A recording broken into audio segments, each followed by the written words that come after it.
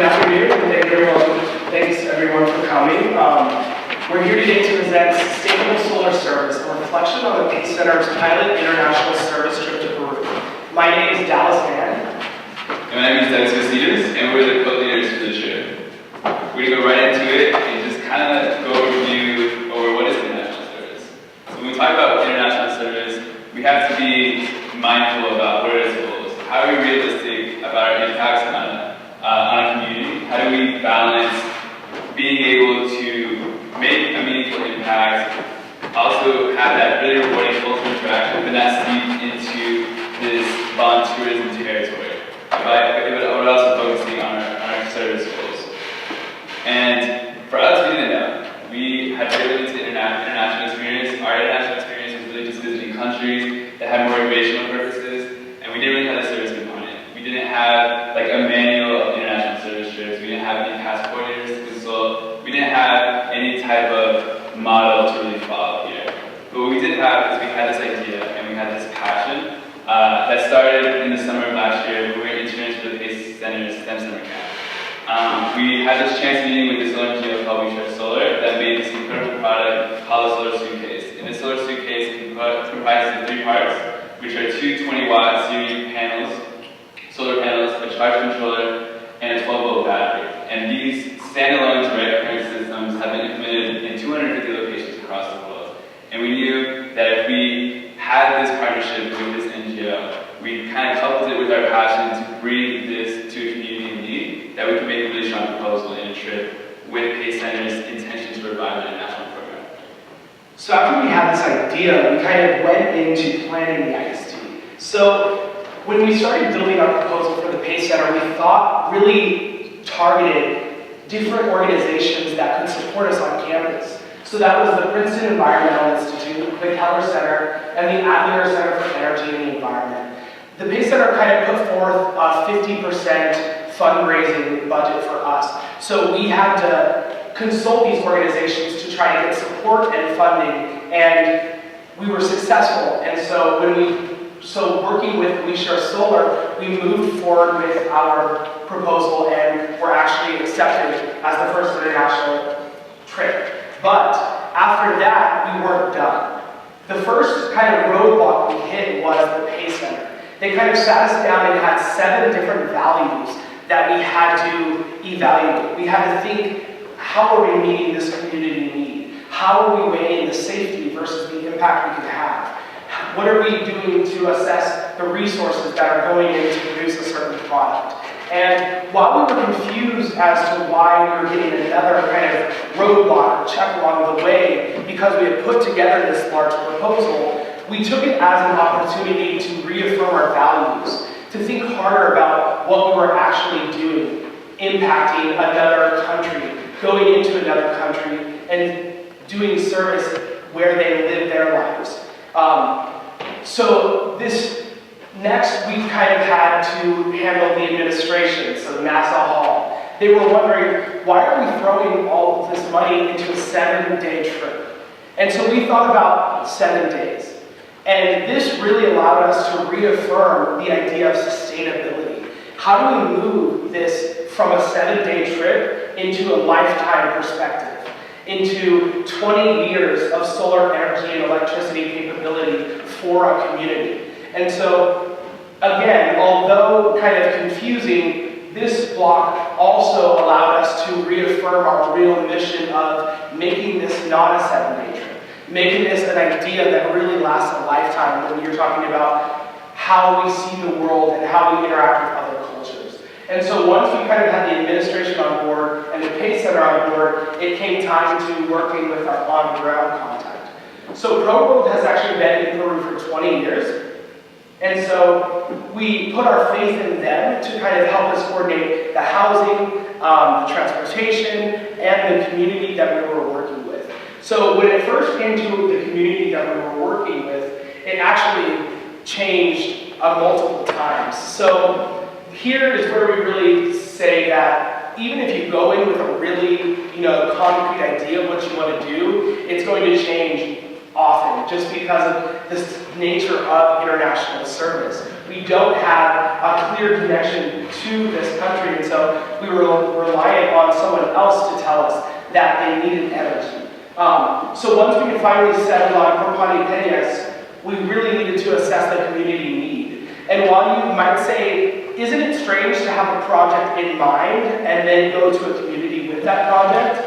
And although it's kind of unorthodox to use this method, our thinking was, well, we know that energy poverty is pervasive in Peru, and that some community is going to want the energy that they see all around in other parts of Peru. And so when we put our faith in this organization to find a community for us, we were also putting our faith in the organization to assess the community need, to find a community that really would use this energy and electricity in a meaningful way. And so once we were kind of assured that this was going to happen, we could finally dive into the meat of it, our trip.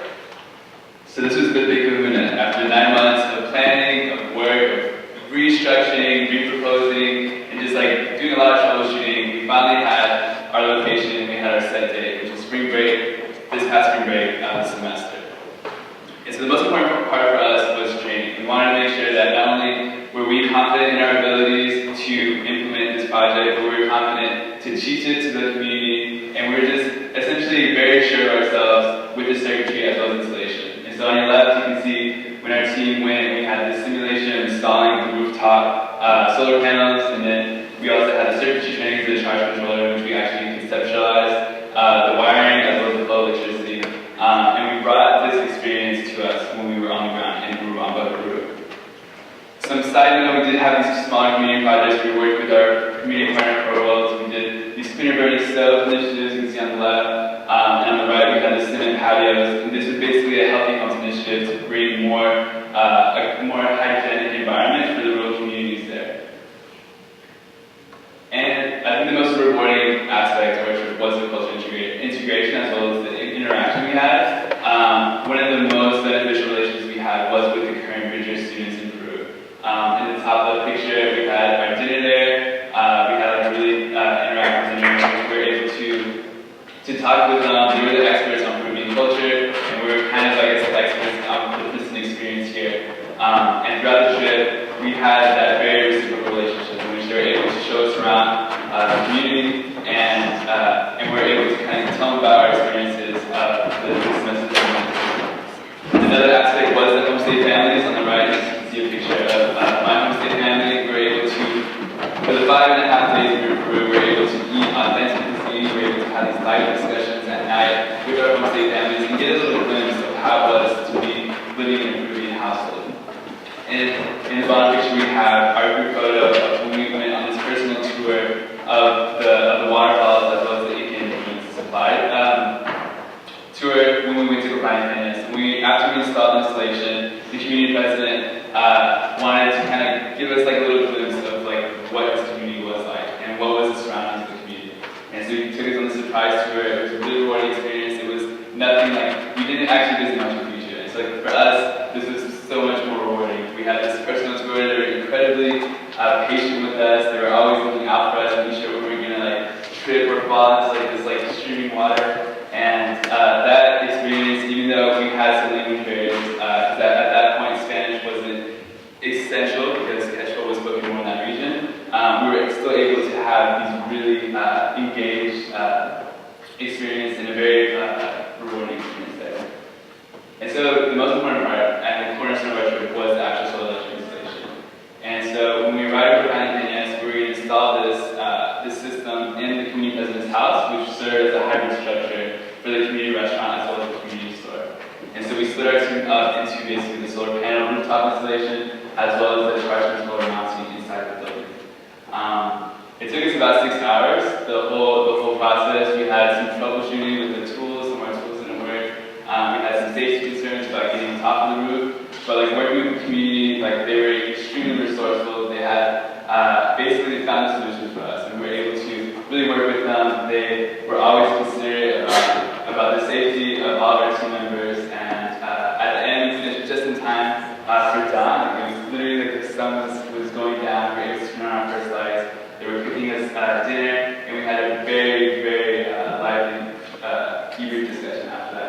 bottom picture is our group photo of where we installed the charge controller, as well as the community president and his wife. And we were extremely happy and proud of our installation. We were able to be confident that the actual community was capable of maintaining the system. We went through some charging demonstrations, some line demonstrations. We had translated lines for them. We made sure that they had the capability to maintain the system, which is literally lasting 20 plus years.